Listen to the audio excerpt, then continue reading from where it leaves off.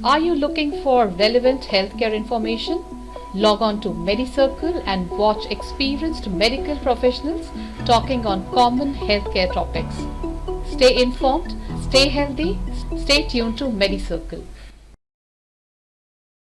मेरी सर्कल में हम अपने दर्शकों के लिए लगातार ट्रेंडिंग हेल्थ रिलेटेड टॉपिक्स लाते रहते हैं।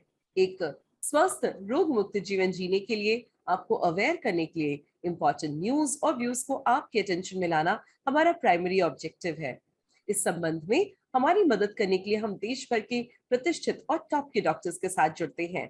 डॉक्टर स्पीक में आज हम बात करने जा रहे हैं गठिया की समस्या और इससे निपटने में आपकी मदद करने के तरीकों के बारे में। हेलो नमस्कार, मैं हूं प्राजता मेहरा और आप देख रहे हैं मेरी circle. Today on our arthritis awareness series, we have Dr. Rajiv Ranjan Kumar with us. Dr. Rajiv Ranjan Kumar clinical immunology और rheumatology के क्षेत्र में एक्सपर्ट हैं।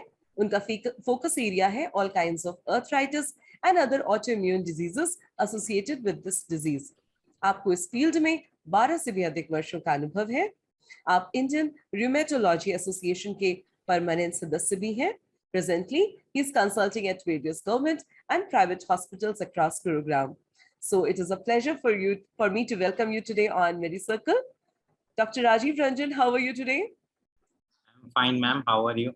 I'm doing good. Thank you so much. I'm really thankful that you have invited me here. और मैं अपने सारे viewers को बता देना चाहता हूँ कि this topic is really very important और इवन काफ़ी डॉक्टर्स जो हमारे स्मॉल एरिया में काम करते हैं उन्हें भी इन टॉपिक्स के बारे में डिटेल में बहुत सारी चीज़ें नहीं पता है, जो उनको भी ये हेल्प करेगा वीडियो।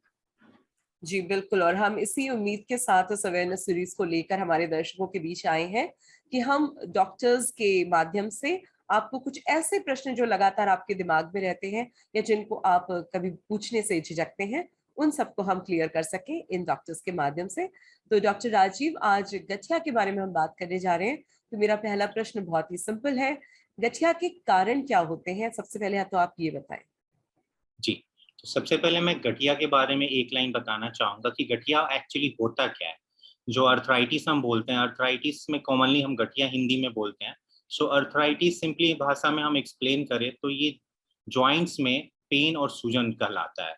तो ये पेन और सूजन एक जॉइंट में भी हो सकता है जिसको हम मोनो अर्थराइटिस बोलते हैं, 2 और 4 जॉइंट्स में भी हो सकते हैं जिसको हम ओलिगो अर्थराइटिस बोलते हैं। जब 5 और उससे ज्यादा जॉइंट्स अफेक्ट होते हैं हम उनको पॉली अर्थराइटिस बोलते हैं। सो गठिया मतलब जोड़ों का दर्द और सूजन कहलाता है। सो गठिया के अगर जी तो गठिया के अगर हम कॉज देखें, जो आपका पहला सवाल है, तो गठिया के कॉज बहुत सारे होते हैं। तो जनरली हम इसको डिवाइड करते हैं कि गठिया किस टाइप का है। एक टाइप जिसको हम नॉन इन्फ्लामेटरी बोलते हैं, जिसमें जोड़ों में डैमेज नहीं चलती है, इन्फ्लामेशन नहीं चलता है, जिसको हम नॉन इन्फ्लामेटरी अर्थराइटिस और गठिया बोलते हैं। दूसरा जो कि इन्फ्लामेटरी अर्थराइटिस हम बोलते हैं, जिसमें इन्फ्लामेशन और डैमेज चलता है, वो बोलते हैं। सो नॉन इन्फ्लामेटरी में हम कॉमनली बोल सकते हैं कि जो कॉमनेस्ट कॉज है कि ऑस्टियोआर्थराइटिस, जो कि आपने सुना होगा, ऑस्टियोआर्थराइटिस किसी को हो गया तो वो एक नॉन इन्फ्लामेटरी अर्थराइटिस है। ये ऑलमोस्ट हर इंसान को होता है। जैसे जैसे एज बढ़ता है, 60 साल 70 साल, धीरे धीरे जैसे एज बढ़ता है तो कुछ जॉइंट के स्ट्रक्चर डिजेनरेट करने लगते हैं, वो धीरे धीरे खराब होने लगते हैं बिकॉज ऑफ एजिंग, और इस टाइप के अर्थराइटिस को हम ऑस्टियोआर्थराइटिस बोलते हैं। This is a classical example of non inflammatory arthritis. दूसरा जो कि मोस्ट कॉमनली हम देखते हैं वो इन्फ्लामेटरी अर्थराइटिस बोलते हैं, जिसमें जोड़ों में सूजन, दर्द और डैमेज होता है। और इस इन्फ्लामेटरी अर्थराइटिस के बहुत सारे कॉजेज होते हैं। जो कॉमनली हम बोलते हैं, जो सामान्य रूप से देखा जाता है, जिसको हम बोलते हैं immuno inflammation. Immuno means immunity. आपकी इम्यूनिटी आपके ही जॉइंट्स को डैमेज करती है, तो हम इसको बोलते हैं इम्यूनो इन्फ्लामेशन और ऑटो इम्यून डिजीजेस। तो इसमें बहुत सारे अर्थराइटिस आते हैं जिसमें इम्यूनिटी आपकी आपके ही जॉइंट को डैमेज करने लगती है, जो क्लासिकल रूमेटॉइड अर्थराइटिस, एंकाइलोजिंग स्पॉन्डाइलाइटिस और सोरियाटिक अर्थराइटिस, रिएक्टिव अर्थराइटिस, ये बहुत सारे अर्थराइटिस के टाइप हैं जो कि इम्यूनो इन्फ्लामेशन और ऑटो इम्यून डिजीज के श्रेणी में आते हैं। दूसरा कारण हम देखते हैं कि इन्फेक्शन, बहुत सारे वायरल इन्फेक्शन, बैक्टीरियल इन्फेक्शन, ये भी अर्थराइटिस करवा सकते हैं। लेकिन इन्फेक्शन जो डायरेक्ट जॉइंट में अगर कोई इन्फेक्शन होना बहुत ही रेयर होता है, अनलेस अदरवाइज कोई पेशेंट इम्यूनो कॉम्प्रोमाइज्ड हो, जहाँ पहले से जिनकी इम्यूनिटी बहुत कम हो, डायबिटीज के पेशेंट, कैंसर के पेशेंट, या जो बहुत दिनों से स्टेरॉयड ले रहे हैं, जिनकी इम्यूनिटी कम होती है, उनमें जॉइंट में इन्फेक्शन देखा जाता है, तो एक इन्फेक्शन कारण हो सकता है। तीसरा कारण जो हम देखते हैं, क्रिस्टल एसोसिएटेड अर्थराइटिस।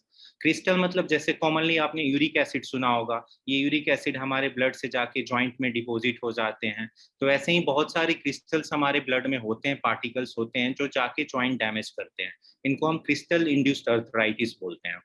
चौथा कारण जो हम कॉमनली देख सकते हैं कि लाइक कभी कभी दूसरे सिस्टेमिक डिजीज और मैलिग्नेंसी, ये भी अर्थराइटिस अचानक से करवाते हैं कुछ लोगों में, जैसे डायबिटीज, थायराइड, ये सब भी जॉइंट में प्रॉब्लम करवा सकते हैं। तो यूजुअली हम ऐसे डिवाइड करते हैं अर्थराइटिस को कि क्या क्या कारण के बेसिस पे हो सकते हैं। Thank you. बहुत ही विस्तृत तरीके से, बहुत ही डिटेल्ड आपने आंसर दिया और बहुत कुछ हमें समझ में भी आने लगा है। ऐसे में गठिया, क्योंकि जनरली प्राय हम जब भी बात करते हैं गठिया की, अर्थराइटिस की, हम इसे उम्र दराज लोगों के साथ रिलेट करते हैं। ऐसे में मेरा अगला प्रश्न है डॉक्टर साहब कि क्या बच्चों को गठिया होने का रिस्क हो सकता है? बिल्कुल। जो हम कॉमनली, ये सबसे बड़ा मिथ है कि गठिया एक बीमारी जो है ये एल्डरली और जो एजिंग के साथ एसोसिएटेड, सिर्फ ये बुढ़ापे में होता है, ये बहुत ही गलत धारणा है। जो हम कॉमनली एक कॉमन टाइप की अर्थराइटिस जो कि ऑस्टियोआर्थराइटिस बोलते हैं, ये एक टाइप अर्थराइटिस है जो कि एल्डरली एज में होता है। इसको छोड़ के जो इम्यूनिटी वाले अर्थराइटिस होते हैं वो कॉमनली किसी भी एज में हो सकते हैं, जो प्रायतः हम देखते हैं कि वो 20 से 50 साल के लोगों में कॉमनली होता है। Even childrens are prone for those kind of arthritis, जो कि इम्यूनिटी रिलेटेड अर्थराइटिस बोलते हैं, ऑटो इम्यून डिजीज होते हैं, ये बच्चों में भी हो सकता है। तो ये सही में हम बोलेंगे कि बच्चे भी अफेक्ट हो सकते हैं, कोई भी एज ग्रुप में अर्थराइटिस हो सकता है। इनफैक्ट जो यंग एज में या फिर मिडिल एज में अर्थराइटिस होती है, वो ज्यादातर मैक्सिमम 90% टाइम इम्यूनो इन्फ्लामेशन और इम्यूनिटी के कारण अर्थराइटिस होती है। बहुत सारी immunity, more than 100 disease arthritis के हैं जो कि इम्यूनिटी के अंदर आती है, जिसमें हमारी इम्यूनिटी बॉडी के डिफरेंट जॉइंट्स को डैमेज करती है, इवन स्पाइन को भी डैमेज कर सकती है, जिसको हम स्पॉन्डाइलाइटिस बोलते हैं। तो जी हाँ, बच्चों को भी गठिया हो सकता है। जो कॉमनेस्ट हम बच्चों को गठिया देखते हैं, जिसका नाम हम JIA बोलते हैं, जुवेनाइल इडियोपैथिक अर्थराइटिस, जो कि 16 साल के कम बच्चों में होता है, और इसमें कि एक से लेके मल्टीपल जॉइंट्स इन्वॉल्व हो सकते हैं, और ये जोड़ों का दर्द कम से कम 6 हफ्ते से ज्यादा रहता है। तो अगर किसी भी बच्चे को 6 हफ्ते से जोड़ों में ज्यादा दर्द हो, या चलने में दिक्कत हो, या स्टीफनेस जॉइंट में आए जो कि 6 हफ्ते से ज्यादा हो, और 16 साल के कम बच्चे हैं, तो उनको JIA होने के चांसेस होते हैं, या कोई ऑटो इम्यून डिजीज जो कि जॉइंट्स को अफेक्ट कर सकते हैं। Now this is a point of concern, क्योंकि लोग यही सोचते थे कि ये सब तो, जहां घुटने किसी ने पकड़े या जोड़ों के दर्द की बात की तो उसको हम लोग बुढ़ापे के साथ जोड़ देते थे।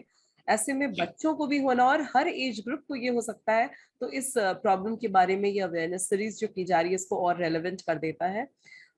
बिल्कुल। तो हम अब इसके बाद एक और प्रश्न आपसे करने वाले हैं। So doctor, now that we have spoken about arthritis और गठिया के बारे में हम बात करते हुए ये तो समझ गए कि सबको हो सकता है, तो अब आप ये बताइए कि इसके ट्रीटमेंट के ऑप्शंस क्या होते हैं? जी। सो अर्थराइटिस, सबसे पहले मैंने बताया कि सबसे पहले हम जब भी कोई पेशेंट अर्थराइटिस से आते हैं, और so arthritis is like a symptom, जैसे बुखार एक सिम्टम हुआ, अर्थराइटिस भी जोड़ों में दर्द सूजन का एक सिम्टम हुआ। तो पहले हम जैसे बुखार के कारण खोजते हैं कि मलेरिया है, टाइफाइड है, या कौन सी बीमारी के कारण बुखार हो रहा है, वैसे ही हम अर्थराइटिस के कारण खोजते हैं कि इस पेशेंट को, पर्टिकुलर पेशेंट को किस टाइप की अर्थराइटिस है, कौन सा अर्थराइट ऑटो इम्यून डिजीज है जो अर्थराइटिस करवा रहा है। तो first we classify that patient into particular disease, उसके बाद ट्रीटमेंट देते हैं। सो मोस्टली जो ऑटो इम्यून और रूमेटोलॉजिकल डिजीज है, इसमें इम्यूनिटी के कारण अर्थराइटिस होती है। तो इसके जो ट्रीटमेंट के ऑप्शंस होते हैं, तो शॉर्ट टर्म ट्रीटमेंट और लॉन्ग टर्म ट्रीटमेंट। सो सबसे पहले जो पेन होता है उसको कम करने के लिए हम पेन किलर्स, जिसको non steroidal anti inflammatory drugs बोलते हैं, NSAIDs। सो ये पेन किलर होते हैं जो कि कॉमनली हर कोई ना कोई कभी ना कभी अपने लाइफ में यूज किया है। सो फर्स्ट पेन रिलीव करने के लिए पेन किलर्स देते हैं। अगर अर्थराइटिस बहुत ज्यादा होती है तो हम कुछ शॉर्ट कोर्स स्टेरॉयड भी देते हैं, आइदर टैबलेट के फॉर्म में या फिर इंजेक्शन के फॉर्म में, लेकिन हम हमेशा कोशिश करते हैं कि जितना कम और ड्यूरेशन के ही जरूरत पड़े स्टेरॉयड की, क्योंकि लॉन्ग टर्म में स्टेरॉयड के अदर हार्मफुल साइड इफेक्ट्स होते हैं। जो मेन ट्रीटमेंट होता है अर्थराइटिस का, because these are only for symptom relief, steroid pain killer सिर्फ सिम्टम कम करती है, अर्थराइटिस की बीमारियों को कम नहीं करती है। सो लॉन्ग टर्म में जो डिजीज को कम करने वाली दवाइयां होती है, जिसको हम डीमार्ट्स बोलते हैं, जी। Disease modifying anti rheumatic drugs, so ये gradually over the period of time disease को कंट्रोल करती है और पेन किलर और स्टेरॉयड की जरूरत नहीं पड़ती है। तो ये मेन ट्रीटमेंट है अर्थराइटिस का। इसमें बहुत सारे ड्रग्स आते हैं, कुछ सिंथेटिक ड्रग्स हैं, कुछ हम पर्टिकुलर टारगेटेड सिंथेटिक बोलते हैं, और बायोलॉजिकल डीमार्ट्स भी बोलते हैं। तो इसमें डिफरेंट बहुत सारे लास्ट 10 से 20 साल में काफी एडवांस हो चुका है, और बहुत सारे ड्रग्स आने के कारण, कोई नए पुराने, we can treat all stages of arthritis very well. So ये 3 मोड्स ऑफ ट्रीटमेंट है, इसमें काफी ऑप्शंस हैं। जो डीमार्ट्स मैंने बताया, disease modifying anti rheumatic drugs, so इसमें डिफरेंट ऑप्शंस होने के कारण we can treat all stages of arthritis very well. Wonderful. तो मेडिकेशंस में हम जैसे आपसे सुन रहे हैं कि लगातार इतना एडवांसमेंट हो रहा है कि ये बहुत ही स्पेसिफिक तौर पे भी आपके किस प्रकार का अर्थराइटिस है उस पर टारगेटेड दवाइयों का कोर्स चलता है, और आप इससे बिल्कुल मुक्त हो सकते हैं, काफी आराम मिल सकता है। और इसके साथ हम इंटरव्यू के अंतिम प्रश्न की ओर पहुंच चुके हैं डॉक्टर साहब। और मेरा अंतिम प्रश्न आपसे ये है कि गठिया से इफेक्ट होने पर जो कॉमन लोग पूछते हैं वो सवाल है आपसे ये कि हमें कौन से फूड प्रोडक्ट्स हैं जिन्हें खाना चाहिए या नहीं खाना चाहिए, ऐसा कुछ डाइट के अनुरूप क्या करना चाहिए वो आप बताएं। जी, डाइट बहुत ही इंपॉर्टेंट सोर्स है। जैसे हम पुराने जमाने से सुनते आ रहे हैं कि बहुत सारे चीजें डाइट हैं जो हमारे बॉडी को इन्फ्लामेटरी होते हैं, जो हमारी बॉडी को डैमेज करते हैं। जैसे हम कर सकते हैं कि बहुत ही ज्यादा शुगर इनटेक करना, बहुत ही ज्यादा सॉल्ट प्रोडक्ट्स और फ्राइड थिंग्स खाना, बहुत ही मात्रा में आजकल जो जंक कैटेगरी ऑफ फूड्स हो गए हैं, this might be the one reason for increase in prevalence of arthritis. So diet factor बहुत ही इंपॉर्टेंट है। तो जो भी फूड प्रोडक्ट्स जो कि आपके बॉडी को इन्फ्लामेटरी होते हैं, like high sugar, high salt, fried things, junk foods, they are harmful for arthritis patients. Arthritis patients को कुछ कुछ चीज़ें काफ़ी हेल्दी डाइट लेने की ज़रूरत है, जैसे फ्रूट्स हो गया, वेजिटेबल हो गया, green vegetables is very important. साग सब्जी ज़्यादा मात्रा में लेनी चाहिए। जनरली कुछ प्रोटीन होते हैं जो कि वो भी हार्मफुल होते हैं, लेकिन ये डिपेंड करता है आपको किस टाइप की अर्थराइटिस है। जो कॉमनली हम इम्यूनो इन्फ्लामेशन बोलते हैं, इम्यूनिटी वाली अर्थराइटिस बोलते हैं, उसमें जनरली हम high sugar, high salt, junk foods, fried things खाने को मना करते हैं, और हेल्दी डाइट के बारे में बताते हैं पेशेंट्स को। कुछ अर्थराइटिस यूरिक एसिड रिलेटेड होता है, तो उसकी डाइट बिल्कुल ही अलग होता है। उसमें हम जैसे नॉन वेजिटेरियन प्रोडक्ट्स मना करने को बोलते हैं। स्वीटनर्स, जितने भी आर्टिफिशियल स्वीटनर्स और पैकेट फूड्स है, उसको मना करने को बोलते हैं। जैसे एज रिलेटेड अर्थराइटिस हो गया, ऑस्टियो अर्थराइटिस, वहाँ हमें more amount of calcium, vitamin D और ड्राई फ्रूट्स और omega 3 rich foods like fish oil, ये सब एडवाइस करते हैं लेने को, जो कि हमारे बॉडी के लिए एंटी इंफ्लामेटरी होती है। तो अगेन, कौन सी टाइप की अर्थराइटिस है उसके बेसिस पे उस पेशेंट को हम जनरली एक कॉमन गाइडलाइन और एक कॉमन डाइट पैटर्न देते हैं। और उसके साथ हमेशा हर टाइप के अर्थराइटिस पेशेंट्स को एक्सरसाइज करना बहुत जरूरी है। हर दिन कम से कम आधे घंटे हर जॉइंट का, सारे जॉइंट का एक्सरसाइज बहुत ही इंपॉर्टेंट होता है अर्थराइटिस पेशेंट्स के लिए। ऐसी कोई स्पेसिफिक एक्सरसाइज जो फायदा करती हो, क्योंकि जनरली जोड़ों के दर्द के कारण ऐसे व्यक्तियों को मैंने देखा है कि वो लगातार व्यायाम से या एक्सरसाइज वॉकिंग के नाम से ही घबराने लगते हैं और कहते हैं कुछ भी एक्सर्शन है या एक्सरसाइज करेंगे तो और दर्द बढ़ेगा, पहले से ही दर्द हो रहा है।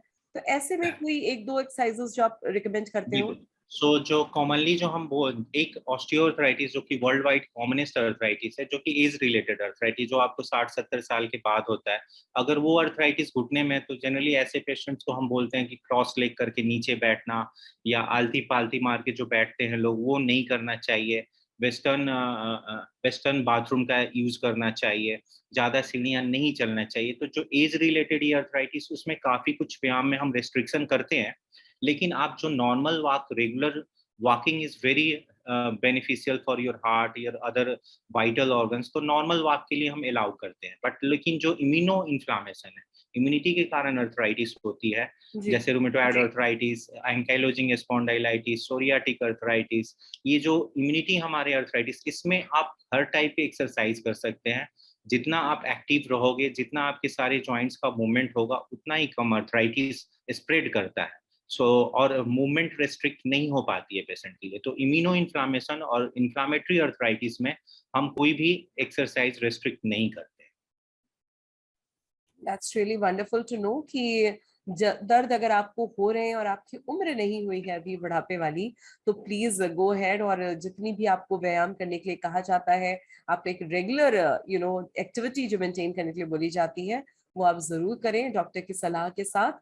और अगर आपको कुछ भी शक है कि अगर आपको ऐसी कोई भी अर्थराइटिस है, तो अपने क्षेत्र के विशेषज्ञ से मिलें। जैसे आज हमारे साथ डॉक्टर राजीव रंजन कुमार जी गुरुग्राम से जुड़े, तो ऐसे ही डॉक्टर्स आपको सही सलाह दे पाएंगे और आपको बहुत जल्द अर्थराइटिस से आराम मिलेगा। तो thank you so much doctor, आप हमारे शो में आए, अपना इतना कीमती समय आपने दिया, इतनी अच्छी बातें हमें हमारे दर्शकों को बताई। तो मैं आपको पूरी मेडिसिकल की टीम की ओर से धन्यवाद देना चाहती हूँ। It was a pleasure thank you having you so today. Much Aparajita ji, thank you so much.